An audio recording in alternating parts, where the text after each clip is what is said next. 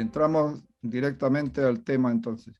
Este tema, tanto el Éxodo como el siguiente que vamos a dar, del Mar Rojo al Sinaí, pues son acontecimientos muy universalmente conocidos. Se ha escrito mucho y se ha hecho grandes películas incluso de estos temas. Todos hemos podido quizás apreciar estas películas y estos textos que se han escrito muchísimo sobre esto.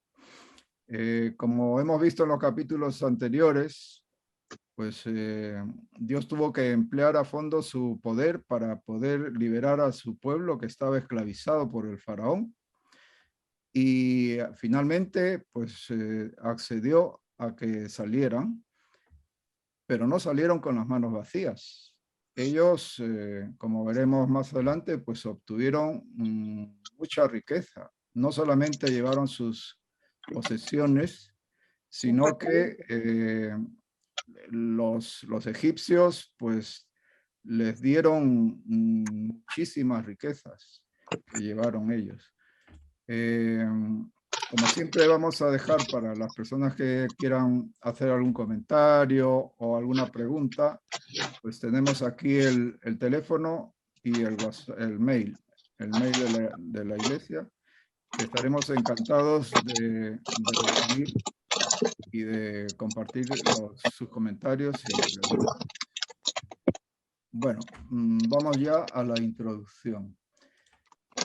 Como decíamos, el Pablo, pueblo de voy Dios... a cerrar los micrófonos y después tú harás el tuyo enseguida, ¿vale? Sí, cierra todos los micrófonos, sí.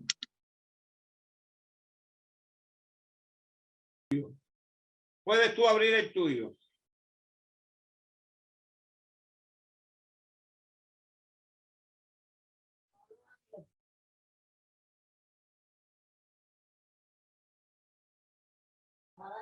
No, no los has abierto, Pablo. Ahora. Sí, vale. Bueno, como decíamos, el pueblo de Dios estaba pues ya preparado para salir y presto según las instrucciones recibidas para Egipto.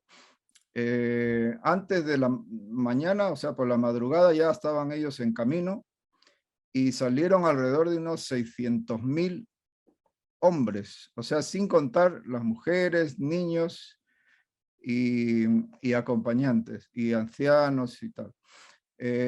Algunos dicen que en total llegaban casi a los 2 millones de personas, además de todo su ganado, que por cierto no había sido dañado como vimos en las plagas que hubo en Egipto.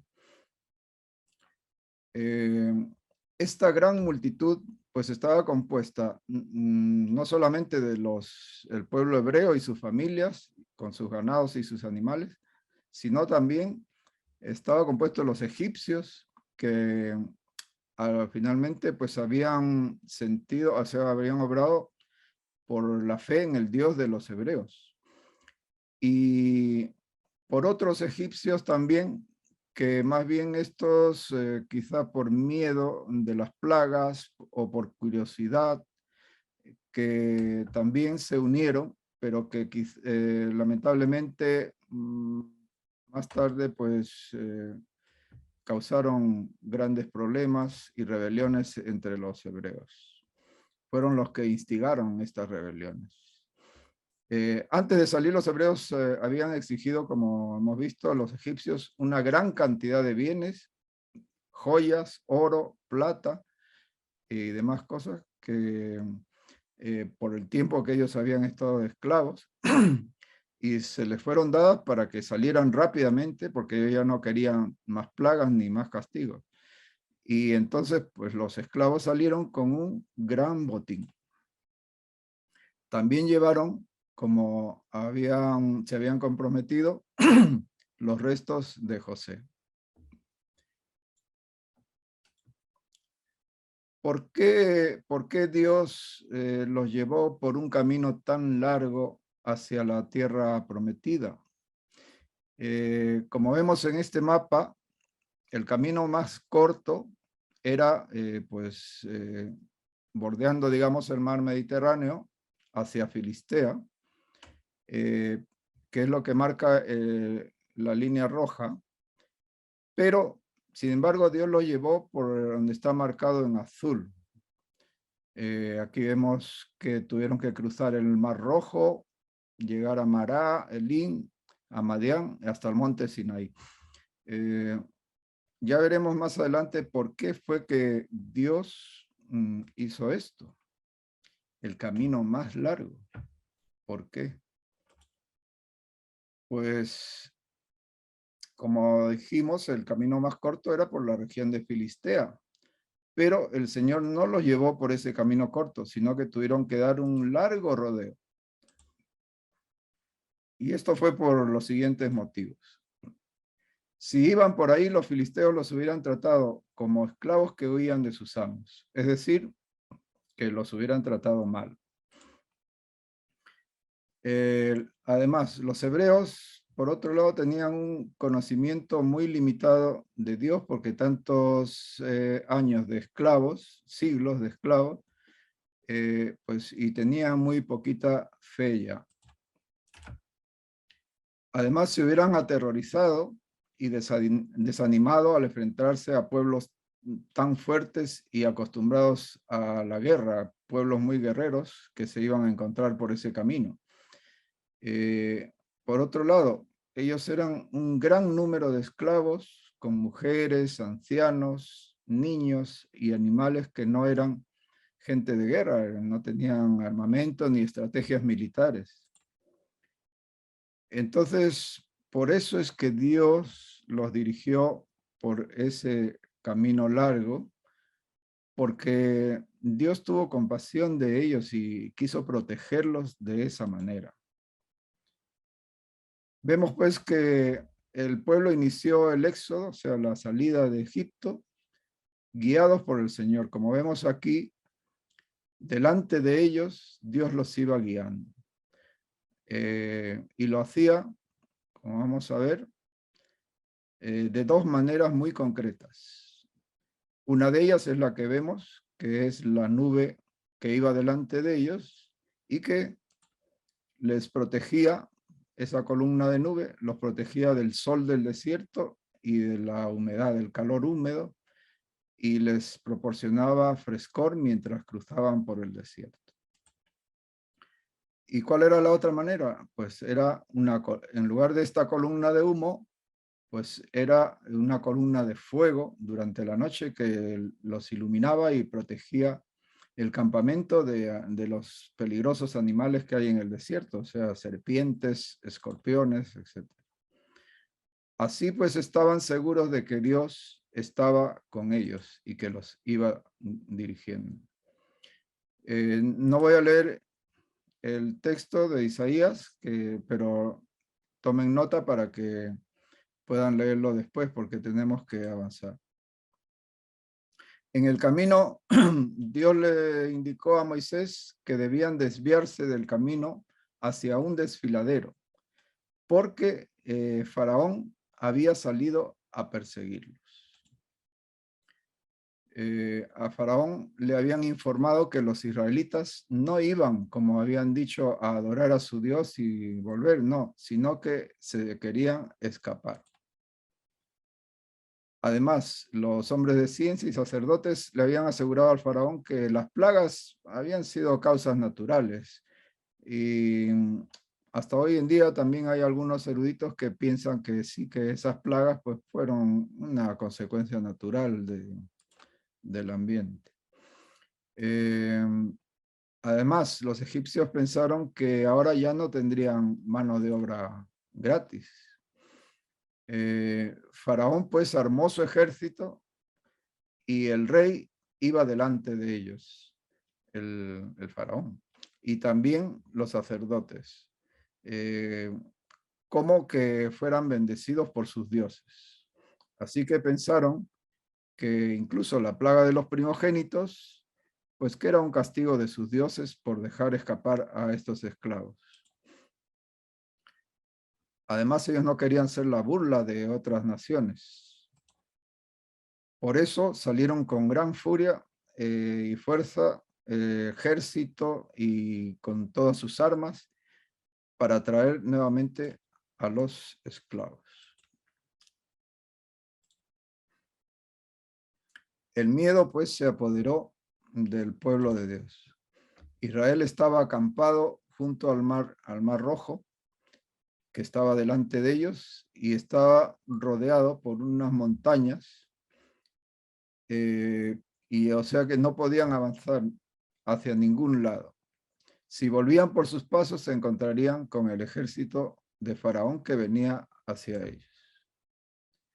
Y aquí vemos una actitud, porque ellos de pronto vieron al ejército que ya se estaba acercando hacia ellos. Todos sintieron miedo. El miedo se apoderó de ellos porque no tenían una estructura militar, ni armas, ni ejército. Y aquí vemos dos actitudes. Algunos clamaron a Dios, que es la actitud correcta. En cambio, otros se volvieron en contra de Moisés y clamaron, echándole la culpa de que ahora iban a morir ellos y sus familias por culpa de Moisés. Estaban presos del terror y querían volverse a Egipto y ser otra vez esclavos antes que morir en el desierto.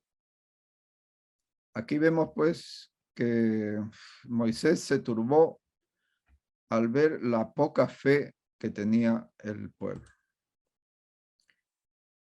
Moisés, en cambio, él no temía las consecuencias, porque aunque a simple vista pues no había escapatoria, pero si Dios era el quien los había conducido hasta allí, pues ese era el momento de confiar en él, de tener fe en Dios, porque Dios siempre interviene en favor de su pueblo.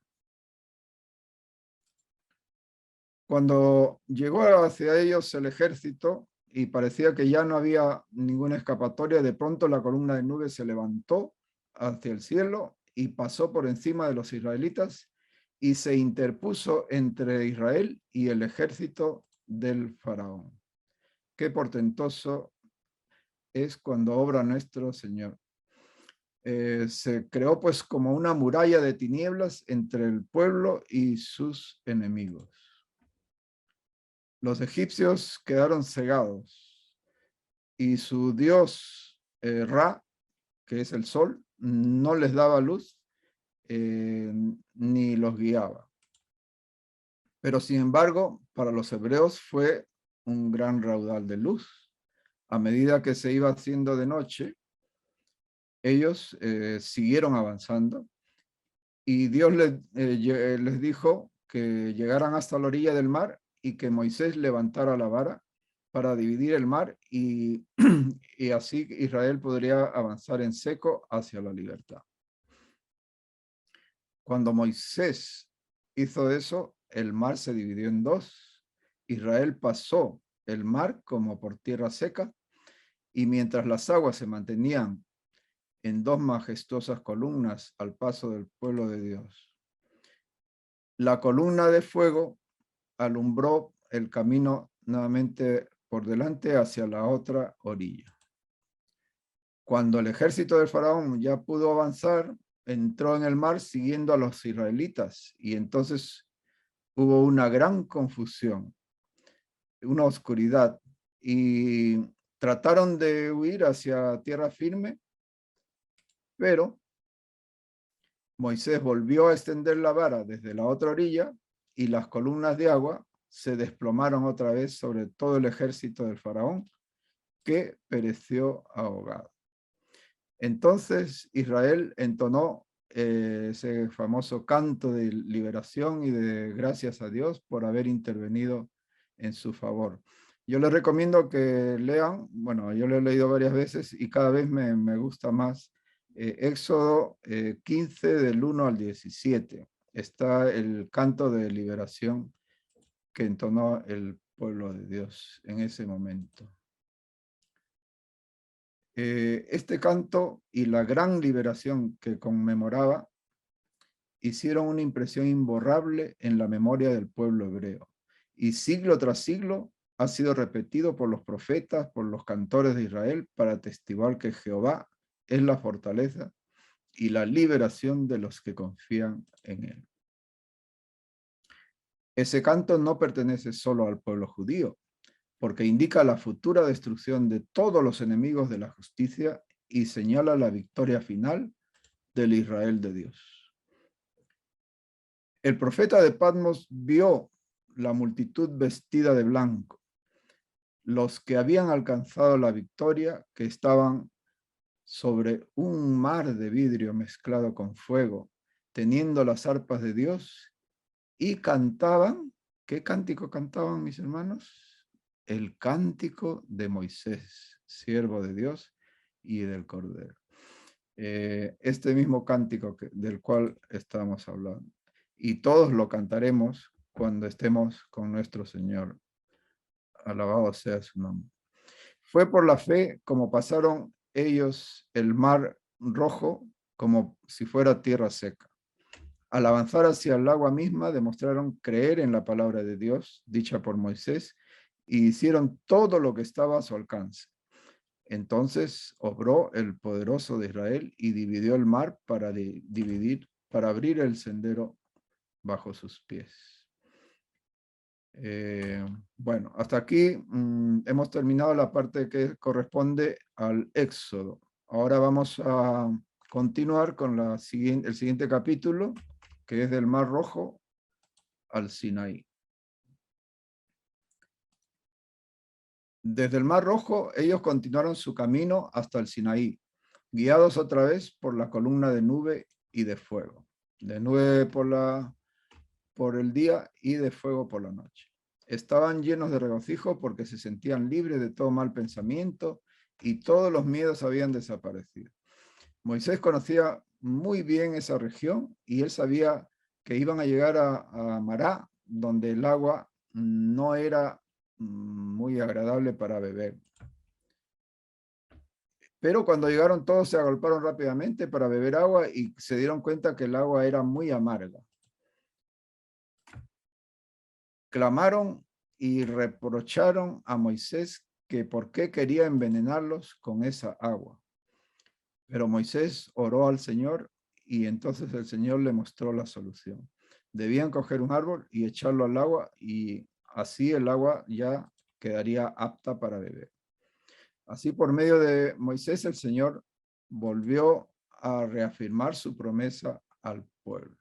El árbol que endulzó el agua también es algo simbólico. Es un acto que representa a Cristo y a su sacrificio. En esa zona actualmente no se conocen que haya árboles que puedan endulzar el agua, por lo que eso tenía un gran significado y era que tenían que comprender que por medio de la obediencia podían pasar de la amargura de la esclavitud a la promesa de la liberación y de la redención en el Mesías prometido. Por eso el Señor ratificó su promesa mediante la obediencia de su pueblo. De allí pasaron a Elín, donde ahí sí que había 12 fuentes de agua y 70 palmeras de agua dulce. Y ahí estuvieron varios días antes de adentrarse nuevamente en el desierto. Esto era un oasis, porque ellos ya llevaban un mes fuera de Egipto y establecieron un campamento allí en ese lugar tan hermoso en el desierto. Las provisiones, sin embargo, ya se estaban acabando, porque claro, en el desierto no hay pastos para los animales, no hay comida para todos, y nuevamente la duda se volvió a apoderar de ellos. Incluso los jefes y los ancianos del pueblo se unieron contra Moisés, al cual hicieron responsable de todo lo que estaba sucediendo. Y el Señor permitió esto para que sus corazones clamasen a él, para probar su fe. Pero en cada dificultad, ellos lo que hacían era murmurar, maldecir. ¿Por qué? Porque les faltaba fe. Y así no podrían obedecer a Dios ni a sus promesas de protección. El gran defecto que tuvo este pueblo pues fue la falta de fe. Si ellos hubieran tenido fe, hubieran soportado alegremente las dificultades y habrían clamado a Dios, pero no estaban dispuestos a confiar en el Señor. Veían y sentían solo las incomodidades, las pruebas que están soportando en vez de confiar en Dios. Protestaban, hablaban duramente su deseo de volver a Egipto. Todo esto les sucedía porque todo eso era, mis hermanos, era una escuela que los debía conducir a Canaán y a desarrollar la fe. Pero ellos no lo entendieron así. La historia de la vida de Israel en el desierto fue escrita para beneficio del Israel de Dios hasta el final del tiempo. O sea, esta historia ha sido escrita para que nosotros aprendamos, nosotros que somos el Israel moderno, aprendamos de todas estas experiencias. Las variadas experiencias de los hebreos eran una escuela destinada a prepararlos para su prometido hogar en Canaán. Dios quiere que su pueblo en estos días repare con corazón humilde y espíritu dócil las pruebas a través de las cuales el Israel antiguo tuvo que pasar para que le ayuden en su preparación para la Canaán celestial. Porque Dios nunca olvida a su pueblo. Dios jamás había olvidado las necesidades de Israel. Él dijo, cuando tuvieron hambre, yo les haré llover pan del cielo, y mandó al pueblo recoger una provisión diaria. Lógicamente, el sexto día tenían que recoger una doble cantidad para que se cumpliese la observancia sagrada del día sábado. Moisés le dijo que ellos no pasarían hambre, que Dios les iba a dar incluso carne, les dio carne de comer. Cuando cayó la noche, todo el campamento estuvo rodeado de enormes bandadas de codornices y tuvieron más que suficiente para suplir la demanda de todos. Y por cada mañana sobre la faz del desierto caía una cosa menuda, redonda, como una helada, como que si cayera nieve sobre la tierra, y era como una semilla de culantro, dicen, de culantro blanco.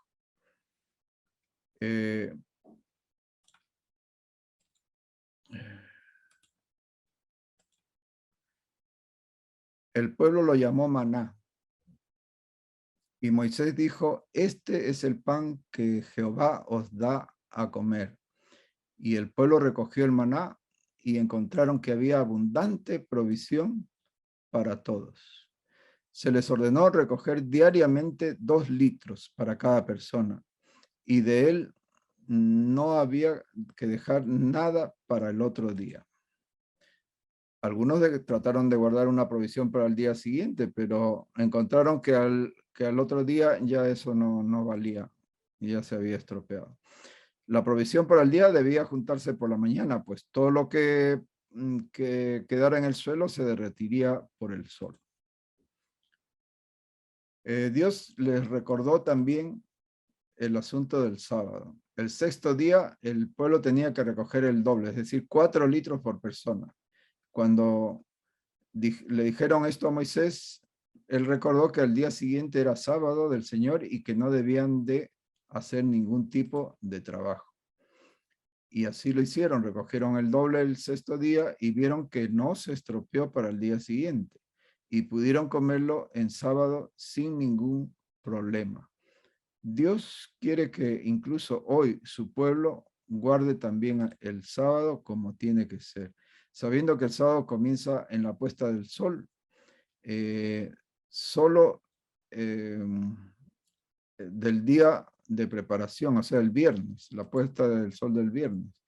Debemos tener mucho cuidado con los comienzos del sábado, ya que muchas veces esto se ha descuidado, y eso no es del agrado de nuestro Señor.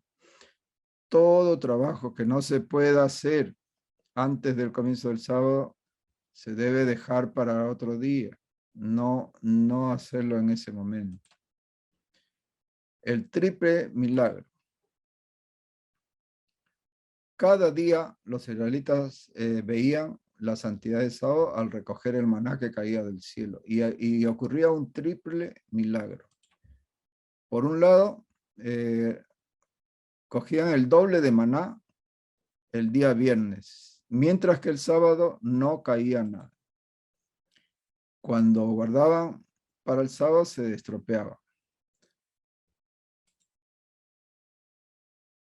Cuando guardaban para el sábado no se estropeaba, estaba bueno para comer, pero si los demás días guardaban, sí se descomponía y se derretía. Antes de que llegaran al Sinaí, comprendieron perfectamente, o sea, antes de que Dios diera sus leyes, ya ellos sabían que había que guardar el sábado. O sea que no, algunos dicen, no, el sábado fue dado en el Sinaí. No, no, no. El sábado fue dado desde la creación. Pero sin embargo, muchos aún salían los sábados a querer recoger el maná.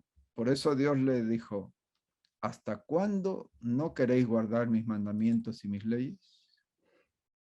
El maná era el sustento para Israel y era un símbolo de aquel que vino de Dios para dar vida al mundo. El pan del cielo que era nuestro Señor Jesús.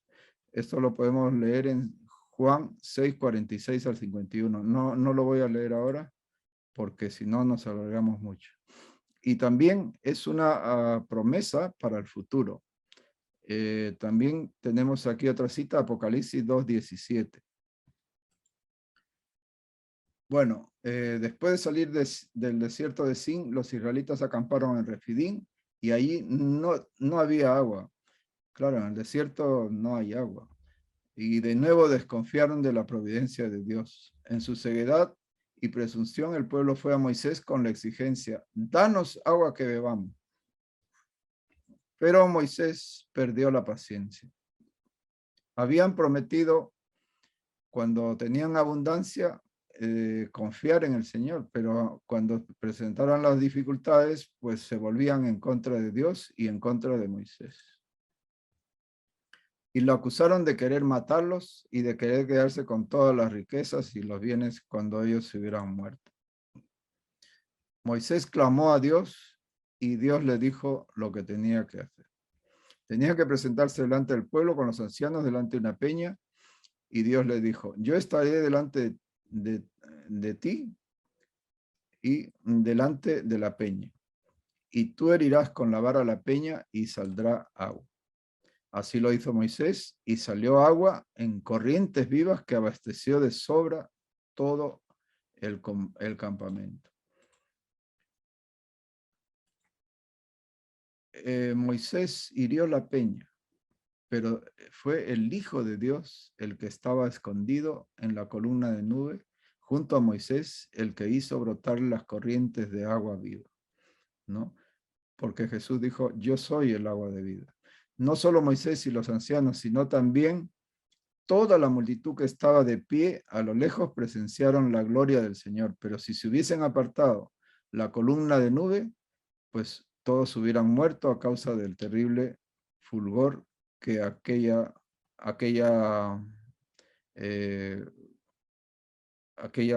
nube pues hubiera producido. La sed llevó al pueblo a tentar a Dios diciendo, ¿está pues Jehová entre nosotros o no? Si el Señor nos ha traído aquí, ¿por qué no nos da el agua como nos da el pan? Al manifestarse de esa manera aquella incredulidad tan criminal, pues Moisés temió que los juicios de Dios cayeran sobre el pueblo. Y como recuerdo de ese pecado, llamó Masa a ese sitio, que quiere decir tentación, y Meriba, que quiere decir rencilla.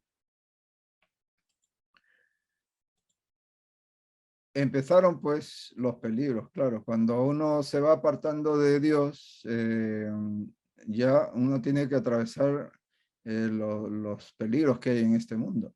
Y a causa de su murmuración contra el Señor, Él permitió que fueran atacados.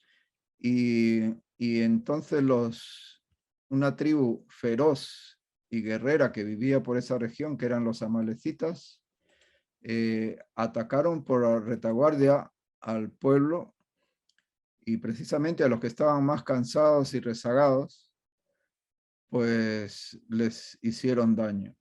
Moisés sabía que el pueblo no podía enfrentarse a ellos porque no eran guerreros, pero le dijo a Josué que buscase gente que estuviera apta para luchar, y al día siguiente Josué iba a salir pues a luchar contra el enemigo, mientras que Moisés y Aarón observaban la batalla desde un monte cercano.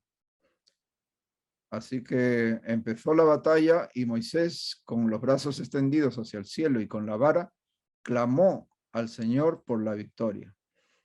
Y se notaba que en la batalla, siempre que Moisés mantenía los brazos en alto, Israel iba venciendo, pero cuando bajaba los brazos, vencían los amalecitas. Así que Aarón y Hur tuvieron que sostener los brazos de Moisés todo el día hasta que los enemigos de Israel pues retrocedieron y huyeron. Aquí tenemos otra reflexión.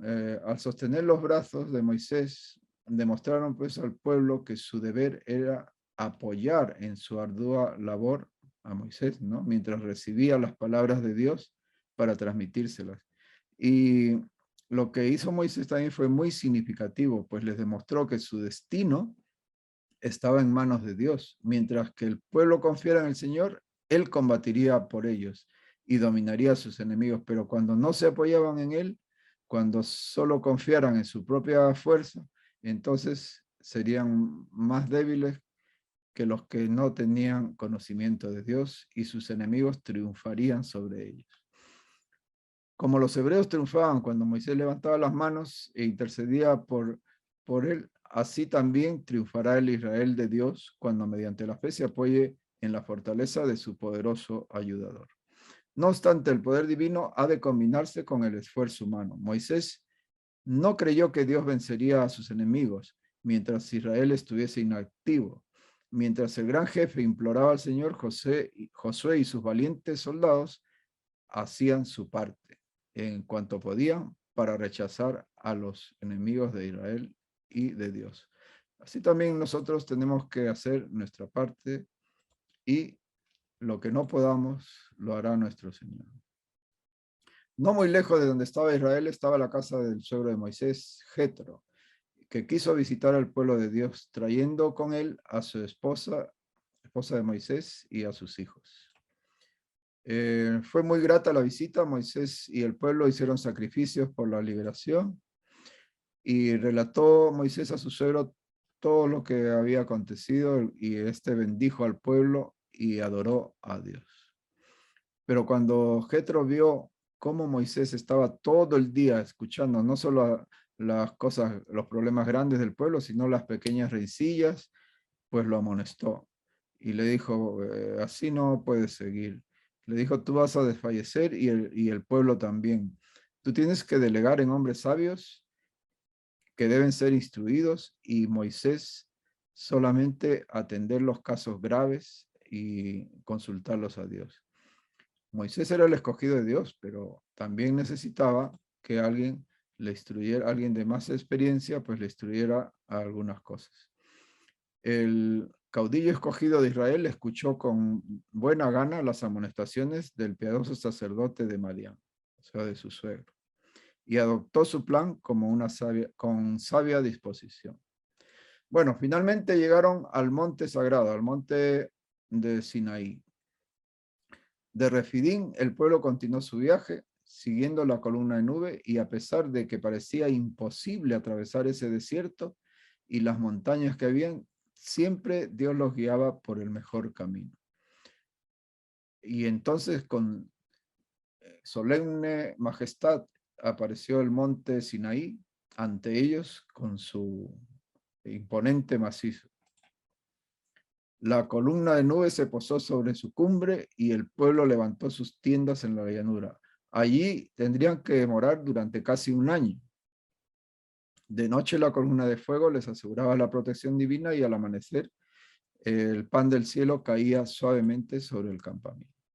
Bueno, llegamos a la conclusión. Allí Israel debía de recibir la revelación más maravillosa que Dios había dado jamás a los hombres. Allí el Señor reunió a su pueblo para hacerle presente la santidad de sus exigencias, para anunciar con su propia voz su santa ley.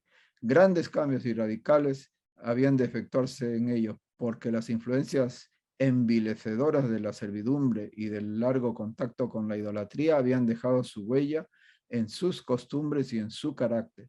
Dios estaba obrando para elevarlos a un nivel moral más alto, dándoles un mayor conocimiento de sí mismo. Bueno, pues aquí dejamos nuevamente el WhatsApp, el teléfono y el correo para que podáis dejaros vuestros comentarios o preguntas o dudas que puedan.